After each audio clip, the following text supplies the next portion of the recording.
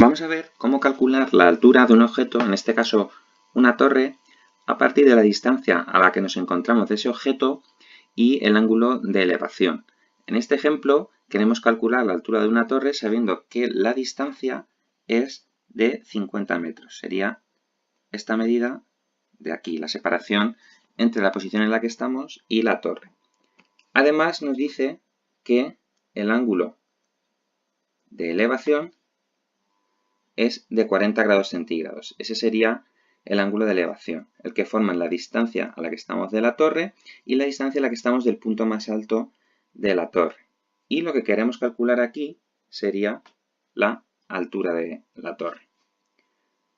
Pues bien, en este caso, con todos los datos que tenemos, vemos que formamos un triángulo rectángulo, todo esto de aquí, en el cual esta distancia de aquí arriba sería la hipotenusa y tanto la altura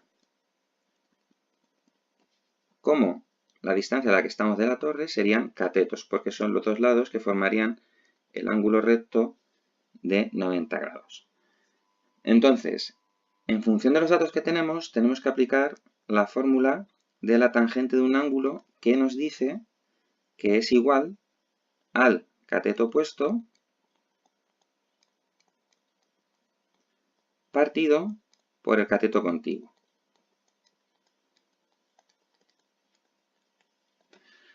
¿Por qué? Porque en este caso lo que tenemos es el ángulo de 40 grados, su cateto opuesto será la altura, en este caso, y su cateto contiguo es el que forma parte de ese ángulo. Luego será la distancia a la que nos encontramos de la torre. Por tanto, aplicando esta fórmula de tangente tendríamos que la tangente de 40 grados sería igual a el cateto opuesto, que es la altura, partido el cateto contiguo, que es 50. Y a partir de aquí, despejando esta fórmula, ya podríamos calcular la altura. Pasamos el 50 multiplicando al otro lado. 50 por tangente de 40 sería la altura.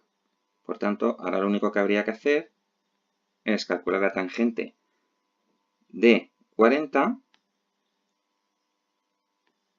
que es 0,839, y multiplicarlo por la distancia a la que estamos, que es 50.